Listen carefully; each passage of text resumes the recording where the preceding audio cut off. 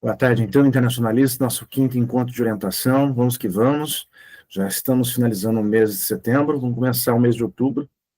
O tempo está acabando, pessoal. Então, vamos começar pela ordem, Pedro, Marcos e Nicolas. Pedro, é contigo a palavra. Na verdade, eu vim só para dizer mesmo que ainda não, eu estou finalizando ele, mas essa semana eu vou já mandar para o senhor, mas tá bem encaminhado, falta só o último subtópico, tô concluindo ele ainda. Essa semana eu tive uns imprevistos, eu estou com um processo na justiça e eu tô com uma dor de cabeça imensa para isso, para resolver tudo, mas tá dando tudo certo. Perfeito, então, Pedro. Fica aguardando, então, o encaminhamento dos capítulos. Boa sorte, nesse caso, na justiça. Eu também estou com uma situação, já estava esperando, pessoal, há 7 anos, 7 anos. Tem 7 anos que eu estou atrás do cara que me deve um dinheiro, né? E o cara não conseguia, a justiça não conseguia notificá-lo. E nessa semana o cara foi notificado. Até desculpa comentar coisa da minha Tá vida, mas... tranquilo. No meu caso, teve até a audiência lá de conciliação, a pessoa queria me pagar em 40 vezes. Não, pelo Não amor de dá, né? Deus. É Aí complicado. deu continuidade, aí tá uma bagunça, mas tô me virando Isso mexe com a nossa cabeça, de fato. bastante. Tudo bem, então, Pedro. Melhoras. Bom final de semana. Marcos, vamos lá, então. Eu vou mostrar aqui. Deixa eu ver se eu consigo baixar. Como é que é mesmo? É o compartilhamento, né? Não é aqui. Deixa eu ver se eu consigo achar aqui. Tá o TCC da Luana. Ué, será que eu vou ter que salvar o seu em PDF para mostrar? Porque ele está salvo em Word, né? Sim. Tá, eu acho que é melhor mostrar. Eu vou salvar aqui em PDF. Só um minutinho, pessoal. Se quiser ir falando alguma coisinha, só antes que eu vou salvar aqui em PDF. Aí fica mais fácil de mostrar para vocês. Não. É só que eu fiquei um tempão sem fazer, né? Daí eu tava meio Aham, enferrujado. Eu tive que pegar umas partes do meu trabalho antigo e certo. encaixar. E até tem uma pergunta pra fazer sobre os aspectos teóricos, Uhum, que eu falei sobre o conceito de terrorismo e tal. E no meu capítulo antigo, eu discuti algumas teorias de terrorismo, de vários níveis. Eu uhum. não sei se eu tenho que fazer isso, escolher alguma teoria para aplicar no caso. Eu acho que é interessante, Marcos, fazer essa discussão de teorias a respeito do terrorismo, de terrorismo. Eu acho que é muito importante, sim, já inserir nesse capítulo, né? Deixa eu ver se agora abriu aqui. Meu, o negócio está lento pra caceta. Até o.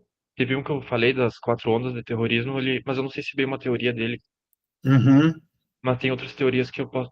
Tem pelo menos duas que eu posso escolher para encaixar no caso do Afeganistão. Vamos ver se eu consigo agora. Meu Deus, não está aparecendo. Vamos ver agora. Tá, fecha aqui, compartilhar. Não estou conseguindo. Vou falando aqui então, tá? Então você começa a apresentar sobre o terrorismo, você começa com uma frase: o terrorismo é um fenômeno complexo. Eu sugiro refazer essa frase inicial, faça uma frase impactante, né? Essa Sim, frase ficou muito genérica, né? Precisa de uma frase mais impactante para iniciar o teu capítulo, né? Uma sugestão, então, aqui de estética textual, né? Aí você começa com uma diversidade de atores, formas, manifestações, seu estudo se torna impossibilitado sem que haja uma base teórica para ajudar em seu estudo e compreensão. Perfeito. E aí você começa a apresentar, você faz um introito, né? Você faz um introito do que você vai discutir nesse capítulo, né?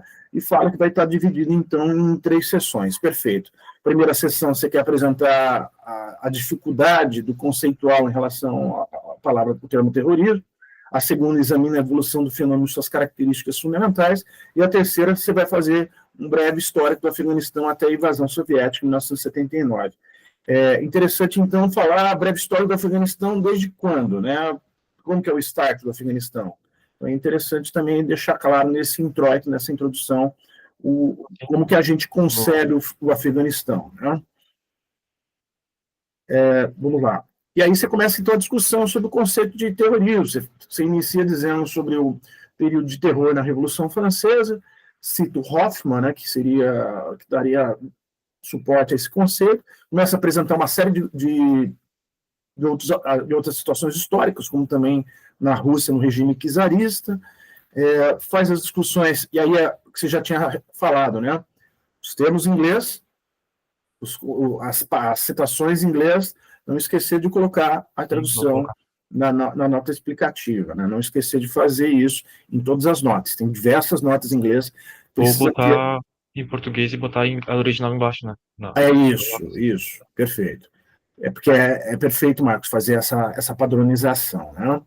Senti falta do conceito de terrorismo do Bobbio, Roberto Bobbio. Talvez seria interessante também acrescentar a definição de terrorismo, segundo Norberto Bobbio, né, principalmente ali no dicionário de política, que ele faz essa discussão. Né?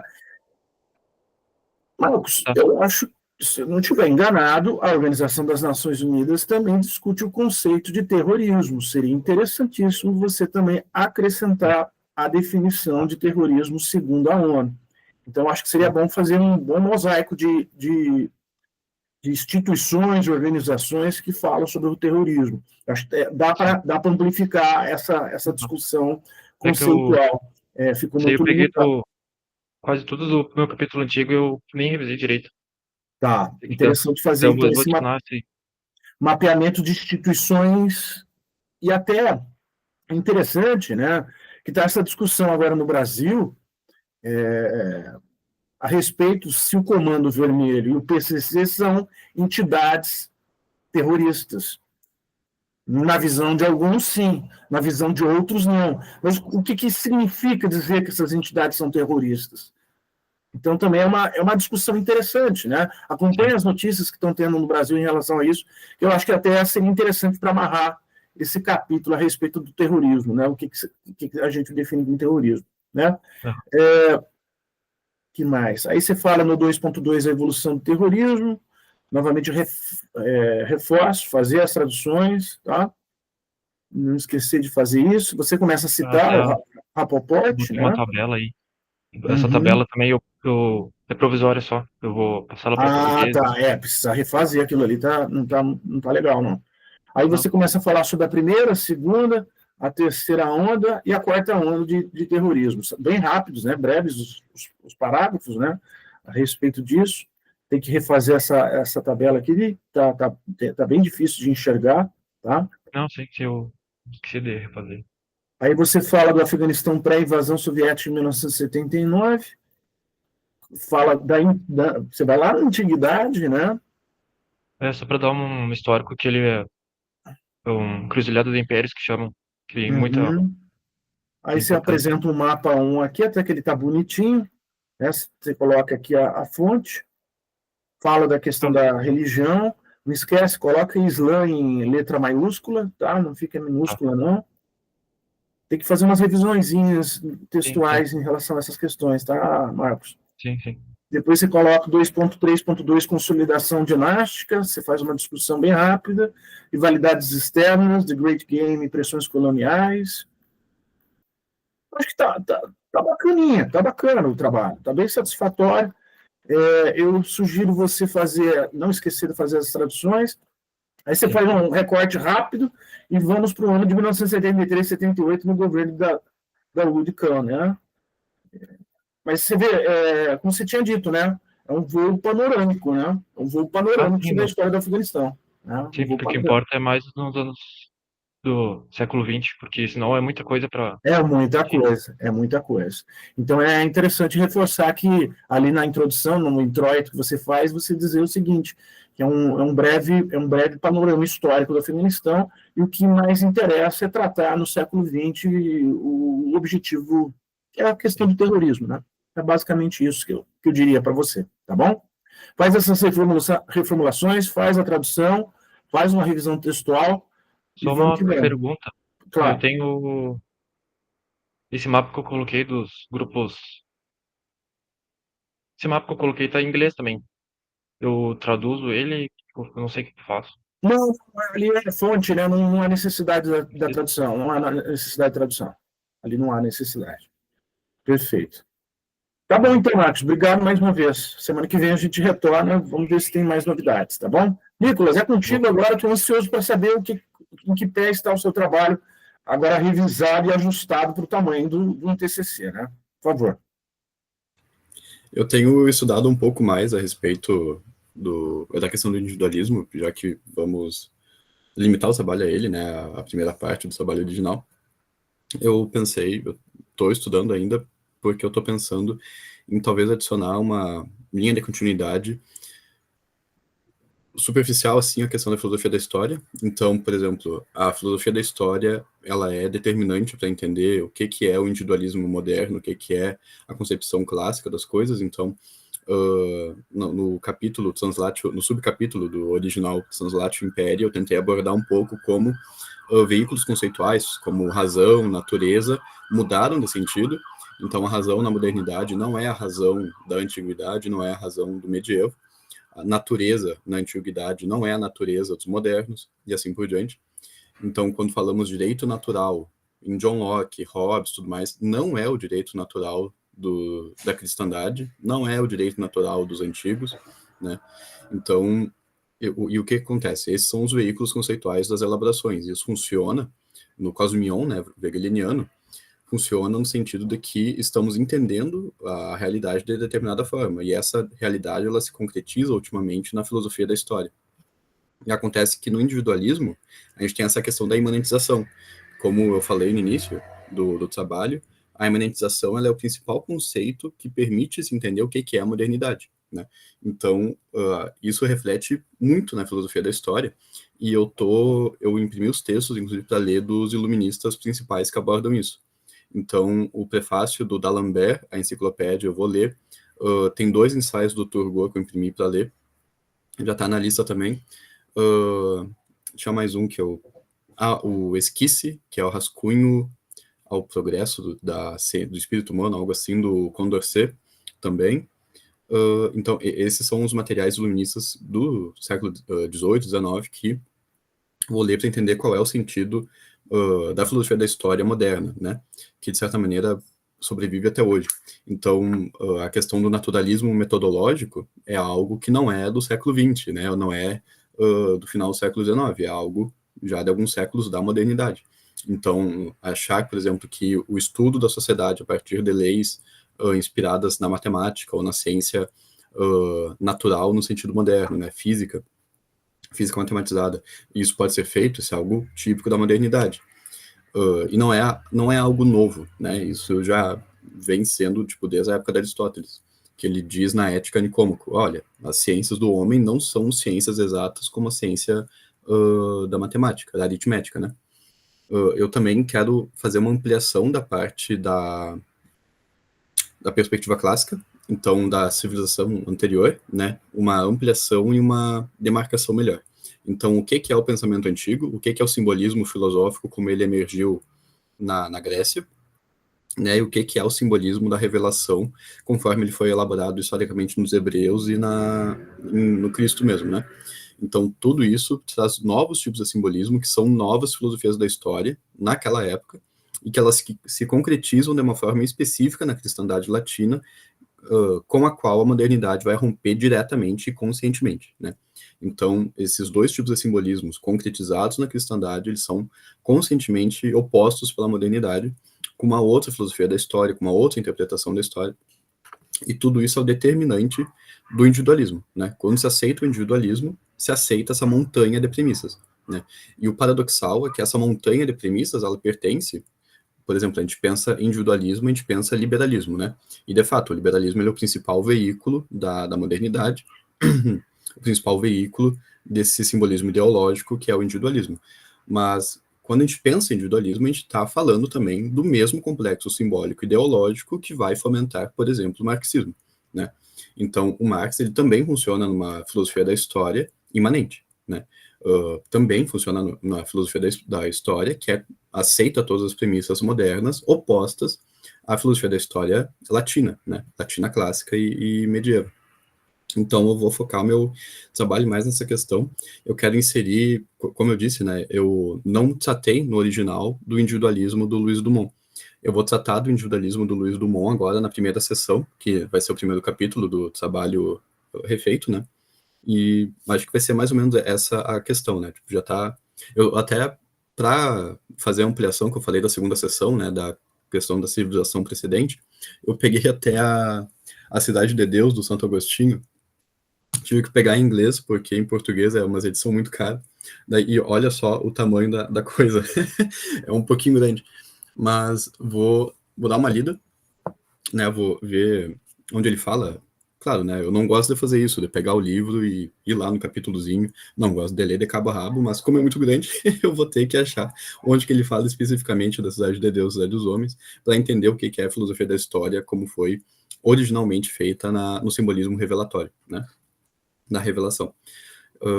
Então, acho que é nesse pique que anda o trabalho, mais ou menos, né? Se o senhor tiver alguma sugestão, alguma crítica, eu pretendo... A gente está entrando em outubro agora, até metade de outubro eu pretendo já ter bem feitinho, né? Bem consolidado. Daí, acho que é isso, professor. Perfeito. Se quiser me mandar, como chama, o trabalho refeito, o trabalho do novo, né? Eu gostaria de dar uma olhada, tá? Até para não ter surpresas, meu querido Nicolas. Maravilha, então, querido. Obrigado mais uma vez. Valeu por participar do nosso encontro de hoje. Por fim, então, Rodrigo, um grande abraço. Seja bem-vindo. Vou mostrar o seu trabalho aqui.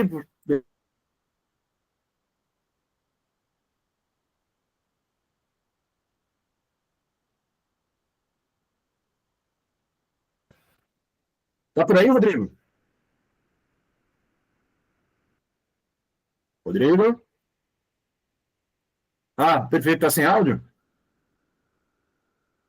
Ah, perfeito. Então, deixa eu mostrar aqui, então, o seu trabalho, né? Aqui a discussão, então, você fala sobre a influência chinesa no Mar Vermelho, apresenta a respeito do Mar Vermelho, aonde está localizado, fala da importância do Mar Vermelho e começa a falar também sobre a questão do Golfo de Aden e o Canal de Suez.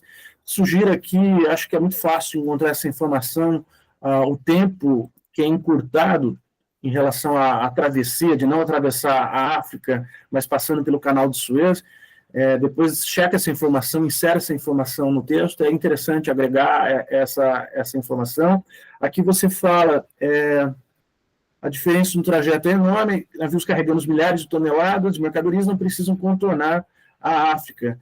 É interessante colocar, então, meu querido, a questão da distância, tá?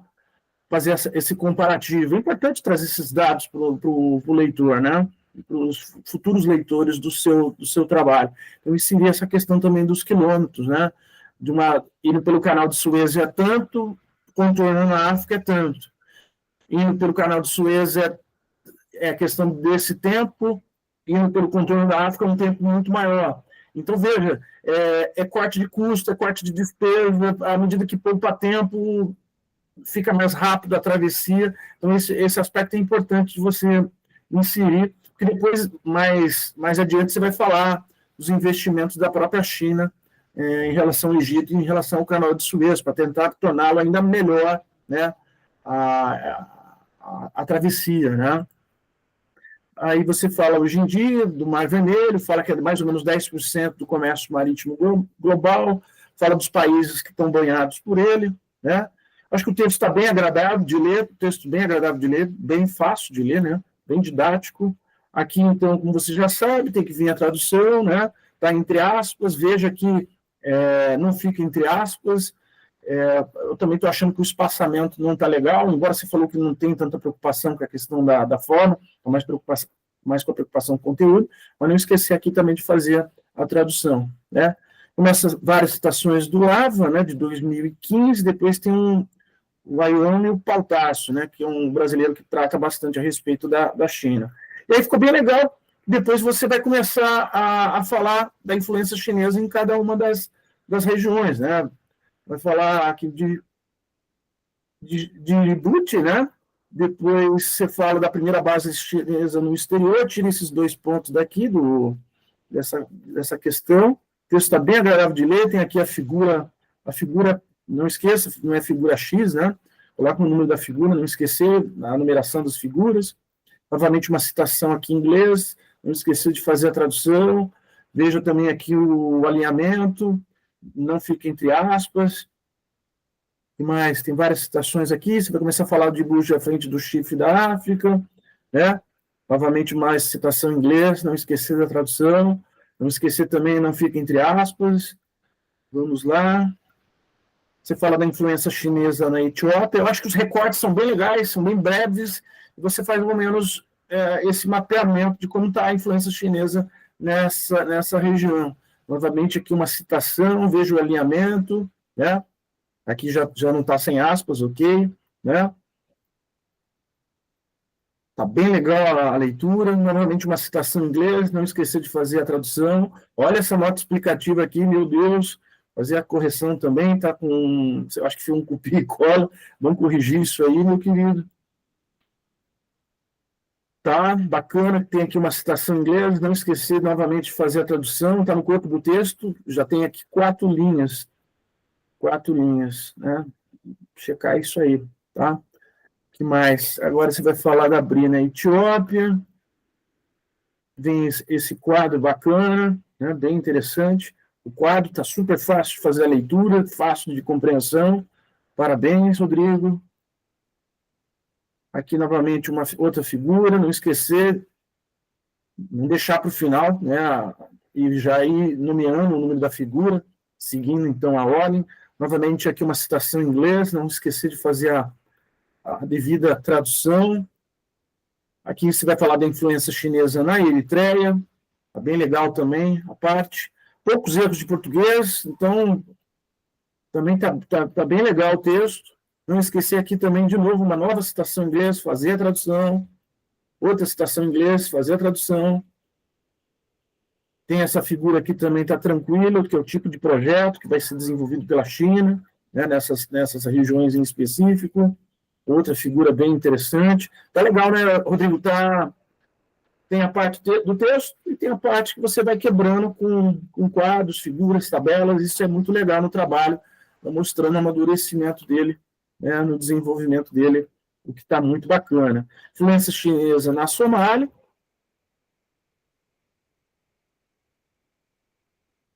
Novamente uma citação em inglês, não esquecer de fazer a tradução. Aqui você vai falar que vai tratar no parágrafo da relação pirataria, é bem interessante fazer essa discussão, né, que é o que chamou muita atenção da comunidade internacional, né? Novamente uma citação em inglês, não esquecer de fazer essa tradução, né?